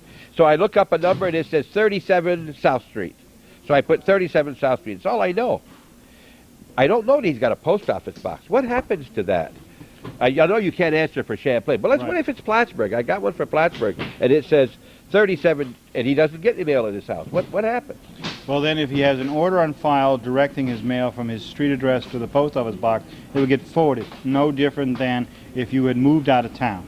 But if there is no address in file, it becomes undeliverable, which means there is no receptacle, no way to deliver it. Therefore, it goes back to the sender saying insufficient address, attempted, not known, whatever might be appropriate on the given piece. What if I put just Elm Street? Elm Street's not too long in Plattsburgh. Would you attempt to find out where it is? It would be sorted to the carrier that sorts Elm Street. And if the carrier knows the name, he'll obviously sort it correctly. But given another example, such as Cornelia Street, if you wrote Cornelia Street on it, multiple carriers carry that route. That'll bounce back and forth to the carrier and probably will come back because it's too long of a street. I can understand it. People moving in and out. So I can understand that. Because many times when he's delivering to 137 Cornelia, He don't know the man's name. He mostly knows it's the address where he has been. Is that correct? He might know some names because how many would they deliver to? What is a rural carrier? A rural carrier, they can go anywhere. Some of them will have 500 deliveries. Some of them will have 800 deliveries. Some can have as little as 250. What about a city deliverer who Here in carries it on Plattsburgh, his we back? have city delivery. They average around 850 deliveries. 850. And they're on this, delivering on the street for about 6 hours a day. All right, I guess that's a good time to ask it. I noticed there are certain mailboxes along the way I can't mail letters in. What are those for? Green boxes. There's only a few of them around anymore. They're called relay boxes. What happens in a carrier that's walking in a section of his route in which the mail's too heavy and he has to have like a multiple pickup, we would prearrange to have the mail dropped in that box so that he would then pick it up. In other words, relayed. So when his pouch gets empty, he goes fills it up again from a nearby point. Since we went to trucks now, virtually all city carriers have trucks now. Since we went into trucks, we've eliminated the use of relay boxes primarily. There are some strategically located in case there's a shortage of trucks someday for whatever reason, breakdowns or whatever. We've been talking motorized. We've been talking for nearly an hour, and I haven't once heard you say, "I'll have to check that," or "I'll find out what that answer is." All easy questions. You know. Well, don't make it sound like I only asked you the easy one. What if I ask these guys, "Are you a good boss?" Now you'd have to leave the room for me to ask them and to get the correct answer. We can arrange that. You can. Yeah, get you up there. You can get up there and watch us. I guess I could say they all have to continue to work here. Yeah. Let me ask you in the background, without getting your face, does that bother you, people being up there, maybe an inspector? Does it cause any problem? You're shaking your head, no, okay. Does it bother anybody? We don't do anything wrong. Oh, well, no, there's the perfect answer. Thank you very much. We'll be right back. We're going to move along because this is pretty well what you've seen, the division where it knows what it was doing and it put the barcodes, but for some reason we got 125 with no code at all. Right. Or it couldn't see it, whatever. Couldn't read it, or it was. Okay, and we're going to move along. And by the way, one more thing. You see this belts in here that I thought was a series of belts? You said that's all one belt. One complete belt that probably has, what, 18 different directions on it, huh? Oh, at least. It goes up and down there in the middle quite a few times, yes. Moving letters up and down into the various levels. Right. Does that snap very often, or is it a problem? Too often, but too not often. No, No, not very often, but too often. Every time it's a disaster. But oh yeah, it must take a while to put that belt back. And a couple people. 2 people. Yeah. Okay, please stay with us. We're at the post office, and everybody, this is the one trip we've made, the one show we've had, that there isn't one person who's watching or could be watching that doesn't have a connection with the story we're doing today. United States Post Office, we crab, we complain about the expenses, but just think, it may be high to mail a letter in Champlain so they pull it out and put it in the next box. But when you mail a letter to Alaska or to Hawaii or to California and they look for that person and all this, it's not a very much expensive for 32 cents. All the states, all 50 states and the territories, all have the same price for postage. Okay, and remember one more thing. Without those raises of those stamps, people like this gentleman right here who's the postmaster, those hard-working employees couldn't get those raises. That's right. And they wouldn't have the smiles they have. Same thing that customs do. I'm talking about myself. Thanks very much. I'll give you my interpretation of what I've seen. When we were first over there with Al, he was putting the barcodes on. Some he couldn't put on, the bigger ones, and some just didn't go on or whatever, and they can't get to the machine that did the automatic sorting. So that second group come over to this area. Is that right? Where someone physically puts the barcode on? Over here, no, we're no longer dealing with barcodes. Oh. Obviously, the premier service, the premier effort there is to get a barcode on it because that's what's going to expedite the mail the most because of the sorting ability and the less work being done to process that mail. It's when we cannot get a barcode on it or the piece is an unusual side or for some reason we just can't get a barcode on it because it can't be read because it's handwritten or something. It'll come over to what we call the next phase, the least expensive to operate. And that in this case is what we have here, letter sorting machines. These particular machines are called single position letter sorting machines because they have one operator doing it. In other areas, such in Albany and so forth, they have a thing called a multiple position, whereas one machine will have 12 operators. It'll be keying mail at the same time. Keying means that when the mail comes in front of them, they read it, they push them a series of buttons to send it to its stacker, the places where it's going to be sorted. So they're a manual barcode reader, so to speak. They don't read the barcode, they're reading the zip code. Right. And some of them, by the way, when you address a letter, if you don't write better than I do, it print. Is that all right? Huh? Absolutely. You know, print. And if don't take abbreviate. There's no reason to abbreviate Fort. You can write F-O-R-T without F-T, I would think. Well, a lot of the recognized one, for example, in using Fort Covington as an example, F-T Covington is a recognized exception to F-O-R-T. So that's fine. But if it was in the address as Old Fort Road, and you wrote Old F-T Road, that would be a problem. You should spell out Old Fort Road. Matter of fact, you should always use abbreviations for the states, NY, okay, PA, or whatever, the accepted abbreviations, because we are geared to have those in mind. All right, now, let's take Fort again. If you write your F's a little bit different than somebody else, the machine won't be able to read it as an F for FT, maybe. It's possible? That's right. So if it's F-O-R-T, at least they can read the last three letters and they know it would be Fort. That's right. We run that risk with any mail that's handwritten, that whether it's a machine or an individual, and I'm sure that we've all tried to read our mates' writing or our kids' writing and say, ooh, what is that? We have the same thing here.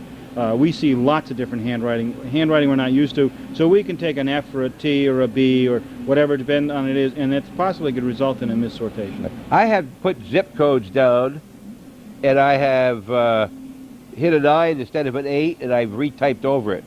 No? Machine won't read it. It'll come to the a manual sorter or a machine sort and try to pick it up. And if I wrote it by hand or kind of made it better by hand, I should cross it out and write it again? Be better? Right. Yeah, you'd be better off crossing it off and writing again. Okay. What if I put the zip code all by itself in the bottom line? Is that all right? That's all right. No problem. That's right. All right. All right. Well, before we get into this, what's the letter A? I see that on my mail once in a while. That piece of mail, that's just a facer tag. Only on one. Right, and it's for that whole bundle. That A, that particular A stands for Area Distribution Center. Okay. And for example, all mails for a given area. And the Area Distribution Center here in this part of the state is in Albany. Now they sort for all of New York, except for the city, as the Area Distribution Center. So it had nothing to do with my letter, except my letter was on the top. That's right. In that case. That's okay. right. That's all. So a person, sit here, a person. Are there any females working in Absolutely. Okay, we didn't see any yet, so all right, I'll do it. And there's not too many people working this store, as you saw. There's only 3 or 4. Okay, this is a slow shift. Right. All right. They sit here, and the letters are put in. How do they get over there? They are taken out of a tray. Yes. I can show you here. Okay. And they are dumped on this series of belts. Yes. With the letters facing upwards like this. Yes. Just up like that, on here, and the bands and everything are taken off, and then this guide block will make sure they stay tight, and it runs right down against this area right here. Right. Which go over to this machine. So the person is over there then? Right. This was this machine. Oh, there's 2 different ones here. Oh, right. Gotcha. Yes. So the letter would come up to here. Yes. And the keyer, the operator, the person would be sitting here, and he would read the mail. And then over here? He'd read it here. Well, it's right there. Right. And then he would hit a series of buttons based on the zip code or whatever scheme he's shorting. He might just hit a couple buttons, and that would direct this piece through this machine here and out to it to get into one of those holes. Right. No, it could be going to anywhere in the United States? Depending on which scheme we're working on in the machine. He's got to know all those codes for all over the United States? It might be simply just the first 3 digits, or it might be the last digits. All right. Then again, depending on what the scheme is. Right. Now, this to me has got to be one of the biggest pressure jobs I've seen today. There's certainly pressure in this job and in most jobs in the post office to get things done in a timely fashion. This particular job is hard on the wrist, obviously. You can see the little bar here, rest your wrist. You're going like this. People who work on these machines work sorting mail this way for 20 minutes. And then they break from that and they do another aspect of the job, sweeping again, or manual sorting behind them. And so they rotate about every 20 minutes. Then if somebody else comes takes his place. Right. These 2 machines usually have 5 operators. Way back you said something about this same thing. You said he goes sweeping. And I said, but God, it's a maintenance man. I thought he was a part of your cleanup crew, GSA, when you first said that. Yeah. Then I realized over there when you said that you swept that out. All right. So that someone is here feeding these in, or does he do that? Someone else is doing this? One of these people that we rotate. That of the 4 or 5. That's called loading when you put it on. And sweeping is when you take the mail out of a given slot and put it someplace. Sweeping it clean. That's the idea. When it gets to these various places, is that a final resting spot? Sometimes. You could also take it further subdivided? Pull out and resort it based on where it's going, again, depending on the scheme. But then you would be a different scheme. There would be a different scheme being set up. And in the afternoons, they primarily sort outgoing mail. In other words, not going in the 129s, but out of the 129s into Albany or Los Angeles or Houston or whatever. They're probably sorting that. So they're operating on that particular scheme. But in the morning, they're working on a 129 scheme where most of the mail is coming in is either going into one of the offices in the 129. So they chances are only pushing the last 2 digits. Okay. Now tell me here, you must have a target what this man is supposed to do in a day? We figured between 2 machines, it's about 5,000 pieces an hour to sort through. So the person is doing 2,500 an hour here. So he's here for 20 minutes. That's the third of that. He's doing 800, say, during his 20-minute period. And I think he'd be ready to go and do some sweeping by that time. Huh? Yeah, because you have to have concentration. It's like any job, you get used to them, but you have to have concentration. You have to be staring at the envelope. You have to be making sure it goes through and everything, and at the same time keying. Until you key it, it don't move. Is that right? Okay, so you don't have to read it. You're going to miss it. Don't do that. Now the position machines I was telling you, the multi-positions, they are all non-operator control. They have 1 second to sort a piece of mail. In reality, they have less than a second to sort it because there's pick-up and drop-off times. In other words, dropping off in front of them and taking away from them. That all adds into that second. So they actually only have about 3/4 of a second to read, recognize, and key the piece of mail to get it sorted. What if a man only can do 600 an hour instead of 800? Is that a problem? Well, we're going to train him and hope he gets better in time and see what he's doing. If he's got some practices that are taking away from being efficient, we're going to try to improve them. Do they? Left-hander? A left-hander? The post office is not left-hander friendly. Yeah, you mentioned that earlier. Right-handed. All right, this is one of them right here. Yep, you have to learn how to do it right-handed. Uh-huh. Even though I would imagine I could learn, I don't know. I've never been left-handed, it's difficult, but everything in the post office is designed for right-handers. There are very few jobs in the post office that can be changed so the left-hander can do it. Okay. Most people have to learn how to do it right-handed. Anything else that we should know while we're here? Well, we can look down here at the stackers. Okay, we'll look at the stack. Oh, wait, one more thing here I noticed as I was going by. Right behind you. Here's the original dividers right here. This is the way it was done years ago. And it was done this way in Champlain until just 4 or 5 years ago. And you'd put it in here's Ellenberg, and they would sort it like that, correct? Right, and we still do. A good percentage of our mail still comes over here to be manually sorted. For what reason? Well, we call them chunkies, things that are too thick for these machines. Can't go through, yeah. Okay? For some reason, some of the handwritten mail needs to be more time to read reading it. It would be broken down here. But then That's got to be a very small percentage of our They do total. sit down. I remember they said, well, it's too hard to do it sitting down. They used to stand up and do it. Well, these are called rest bars. They're not actually seats. The way they work on a series of pressure, and you lean against them. You don't actually sit on them, you lean against them. That was the way it was done. It was all done like that at one time. That's right. And matter of fact, prior to 1988, that's how we sorted all letter size here. In 1988, they got these machines, and just in the last maybe 3 years, we got the OCR and an older barcode sorter, and we just got those DBCSs last January. I think, as I recall, I was talking with my wife, and been inside a couple of times and talking with the postmaster, that when it was done this way in Champlain, he would put Ellenberg in Ellenberg, and when they pick up the mail that night to go pick up Ellenberg's before it came to here, they would drop off Ellenberg's that night. Right. It didn't have to come to Plattsburgh or Albany or whatever. It all comes here to be final sorted. Before it came here as a local center, did it even go all the way to Glens Falls? No. Never did. Not to my knowledge. Okay. Back before we had machines, there may have been some more finalization of outgoing mail outside of the 129 area in Glens Falls, but as far as I know, it was done in Albany. One of the things that bothered me over the years is I wanted to send a letter 2 miles from Rouse's Point over to Alberg. And that letter had to go all the way to Albany, I believe, before it would start up the Vermont side to go all the way back to Alberg, and we're talking 2 miles. And we have that same issue at the Malone and Messina line in Potsdam with the college.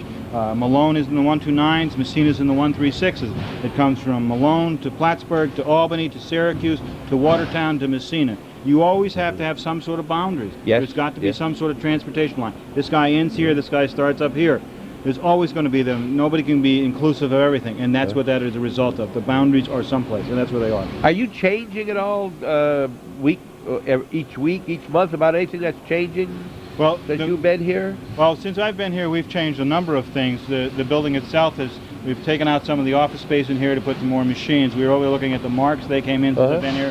One, then the second one. The DBCS came in here since I've been here. we've made some changes. We don't have any immediate changes in terms of new equipment forecast for this year. We do have a change in what we do, in which we are going to sort the mail through that DVCS right to the carrier's sequence of delivery. So he won't sort it in the office as he does now. What if I said, George, I've been here now working in this office, and I don't understand why you use all 10 doors for receiving and shipping. Why don't you have 5 doors for receiving and 5 for shipping? We wouldn't have to be running into each other and all of that.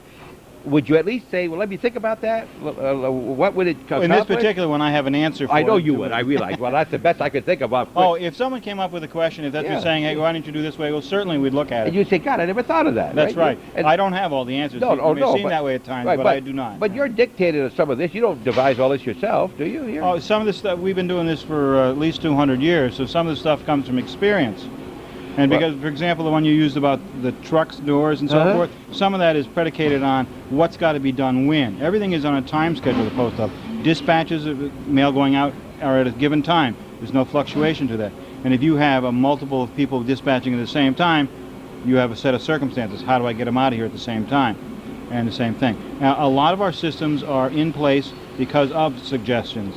These machines that are here, someone developed them. Someone suggested, say, why don't you do this?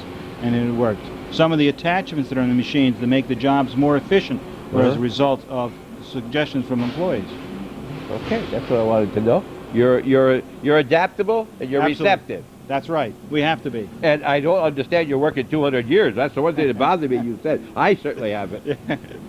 Please. We're in an ever-changing organization. We're taking a short break and we're going to go right down here. It's one of the oldest organizations in the country, in the government, right? I think the oldest is Customs. I think we were one of the first, maybe Post Office even before. I don't know. Ben Franklin started this. Yeah. Well, Ben was just a kid when they started Customs.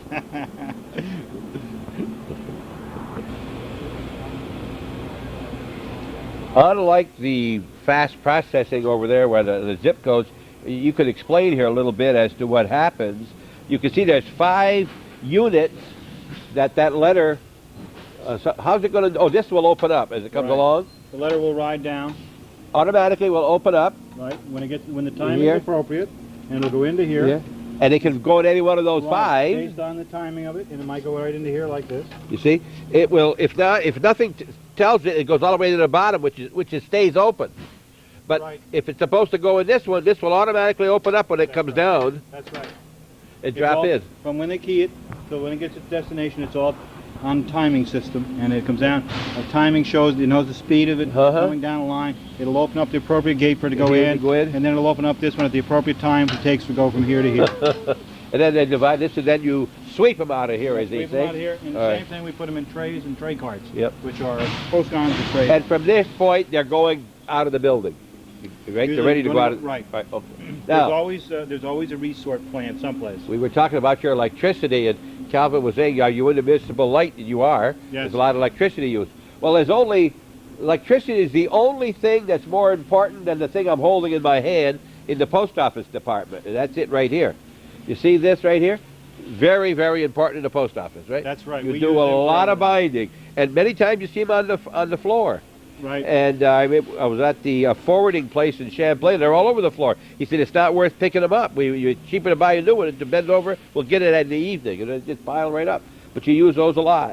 Of course, they become a premium to us at the time, and we do pick them up off the floor. Oh, we may yeah. not pick them up till the end of the night, but yeah. Right. So this is where the action takes place. If your address isn't sufficient, if they can't read your writing, if you got a wrong zip. Well, what happens if the person puts the wrong zip? Goes to the wrong place. If it was rejected from the optical character reader, which you can re-verify, it goes here in front of a person who sorts it. Now, if it's a local one, they're going to have a good idea that it's a wrong zip. In some of the major areas, they would know that, 100 and whatever is New York City type of things like that. But some of the ones they wouldn't know, a Utah or something like that, it's going to get missent. Yeah, but if mine says Moores, New York, 12937, it's going to go to 12937. That's right. He's reading the zip, not the location. Right, Right. but he's also going to, because you scan these You letters might all see the it. time, he probably will see that and You'll- send it to the you'll appropriate pick it place. up. But that doesn't happen all the time. No. Not everybody knows it. Their requirement is to sort by the zip code. Okay. Anything else we should know right in this area? Well, this is the, if you would, down the next best cost-effective method from automation.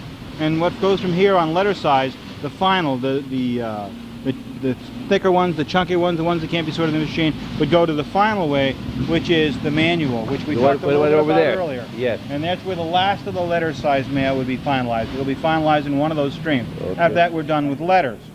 And the only other thing that we would talk about in terms of when people think about their mail would be the larger pieces, what we call magazines, or what we call them flats. So show Yeah. them. And they, in this office, are all handled manually. They're canceled manually, and they are sorted manually, put into flat tubs manually, and then shipped manually. But if you were sending those for the city of Plattsburgh, you wouldn't divide them by areas, by streets, or by delivery, would you? Like if you got 18 carriers in the city, would you put them in 18 different piles for the different carriers? Yes, You we'll would. go around there and see. We will separate them in here for the carriers. Or will we see? Are we going to see that? We'll go right in there. We'll talk about that when we get there. Well, here's the answer right here. If you're wondering, bulk mail unit. Get to keep that in your mind while George tells us what that means.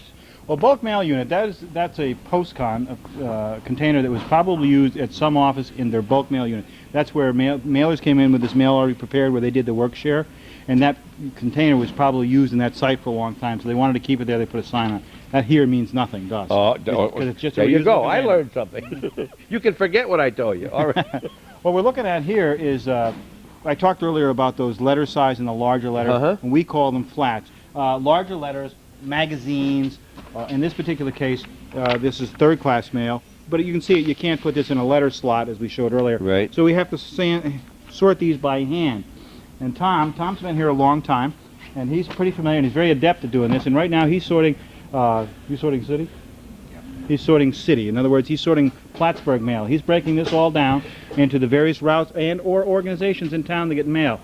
And each one of these, they're called sleeves, Yes. goes to a particular location. As he's sorting there in front of you, he's sorting into a given carrier route. But he will sort all the way around this U into various locations. It just makes it easier to handle. The next time I get lost in the city, I'm going to contact. He knows where things are. Yes, he He does. usually asks the postman. You know, he's going around. Where does so and so live, or where's that street? But he knows the whole city more than the he average. does. You know, the local postman. And so they could be today. It could be doing that at this moment. This afternoon, he could be putting it for Ellenberg in the same Well, boxes. someone could. Tom pretty much sorts only the All city right, but he mail. could be doing other Right. communities Yes, in the he same could. in the same hole. They could. When we go around to the other side, I'll show you some other, what we call these as flat cases cases that we use primarily in the outgoing, because we use that primarily for first-class mail, and that way we keep it in one area so there's no division between third and first. If you're here, like say you say Tom's been working a number of years, always in this facility. Well, he worked over on Miller Street when it was all over there. How How long you been here, Tom? 25 years. 25. If there were an opening in the main office, I shouldn't say main office, it's two different offices, and there was a job over there, would you be likely to apply for it? No. No. Even though we're more money, you like what you're doing here? Well, it's not more money. It's not same more thing. money. Same thing, just different hours. and Different hours, jobs. okay. And it'd be different kind of work, too. Right. Now, one of the things, one time in the post office, everybody who worked in there was from town and they knew everybody. Now, we were changing the world. Now, a good percentage of the people that work here are not from the area, don't have Tom's experience. So some of that local knowledge we were talking about before is gone, because now it's just whatever this piece of mail says is the address and the name. All right. And I'm an example of that. Yes. Now, you don't have to live in Plattsburgh to work in the postman. In No. other words, as a postmaster, you don't have to live in Plattsburgh either. I have to live in the immediate area. You used to have to live in the mailing area. Right. Right. You still have to? No, used That's to. been changed. That's right. Now, the person who's a sub in Champlain could also be subbing somewhere else. That's right. They could go be sent including anywhere, here. right? That's They aren't including just here. local people who That's know right. the people. That's right. At one time, you had a local sub come in a couple hours a day, and they knew the local people, and they knew who we were talking about. That's but you right. get somebody from Peru subbing, and it's a whole new ballgame. That's right. And as I said, I'm one of those people that have come from another area, and I can get lost in town. In here. All right, now he's using one of these rests over there, and he's starting this first class mail he's doing. He's sorting third class Third as well, class and again. he's doing the sectional center 129. We'll go around here. Okay, we'll go around and see Thanks, some Tom. more. We've moved about 30 feet into an enclosure here, a U-shaped. These are another type of flat containers and where we sort the same type of mail, the larger pieces. And this particular area you're looking at here, they have sorted mail going into the 129 area, where Tom was over there sorting city mail, stuff designated for City of Plattsburgh delivery. This is, right now they're sorting 129 mail. You'll find Champlain Moores in here having a holdout, and all the other areas in town. They also use these cases for the first class outgoing operation. A couple of cases here in line. They use primarily 2 of them just for the city outgoing, excuse me, the dispatching outgoing to all other areas, because that's all the number of cases they need for the volume we receive. Now, Tom was sorting into some containers that look differently, and the containers he was using are designed to be, when he's finished with them, to be wheeled right into a truck and taken over to our other building. Where these have to be swept, put in these containers, put labels in them, put lids on them, and dispatch them. If you work in this section, you're on your feet all day, all the time. You can't lean here because you can't reach them. That's right. You'll be moving around. Now there goes the container now, for instance, he was just talking about. That's right. On the way over to the city. That's right. We were talking before about priority mail. $2. We always say from television, 2 days, 2 pounds, $2.90. Right. $2.95 now, or $3. $3 now. And it's a great way to send mail out. Everything from 11 ounces, you said, until Up to 2 pounds. 2 pounds. Under 11 is better to send it first class? Well, everything depends on how you look at it. The service on priority mail is better than the service on first in many areas. We used to say 2 pounds, 2 days, $2.90. We don't say that anymore. We say 2 pounds, $3 now. The 2 days is gone because we found out through our own studies that we could not get consistent delivery in 2 days throughout the country. We can hit all the major areas, but you get, for example, trying to get to a Cranberry Lake from New York City. We don't always get there. It gets in here too late to get out there, and it's transportation. So we've changed that to just priority mail is a good deal. And it is a good service. Most people use it, would swear by it. I'm one who does. I do. Yeah. I do. And from that 11 ounce to 2 pound range, you put all the mail in you can, up that 2 pounds for $3. Right. If I am going to mail a videotape, and I usually send it priority mail, from Champlain to Malone, or to Ellenburg, or to Peru, I won't get much better service by using priority than to use the regular $1.30 or something. Would that be? No, that's true, because it's all handled right okay. here. What about Syracuse? Is it going to be Absolutely. better? $2.90, you should go to Syracuse. Yeah, the $3. How much difference are we talking about? In time frame? In time frame. If I would say that it would be there within 2 days, almost exclusively. Some of the areas of the city or something may take 3 days, but it'll usually get there with 2 days, where the standard for first class is usually 3 days. No, but what about standard for third class? Well, that could take a week. It could take a week. Now, the way third class is handled, remembering that's work share, they prepare it. We don't sort third class mail here locally to other than the 129s. It goes from here to what's called the North Jersey facility, which is in Secaucus, New Jersey, and then it is then sorted back to Syracuse for breaking down again. But if it's in 129, you do sort it here. Yes. So that there wouldn't be much difference if I sent it within the 29. But Malone's a different situation. Well, Malone's also. Fine.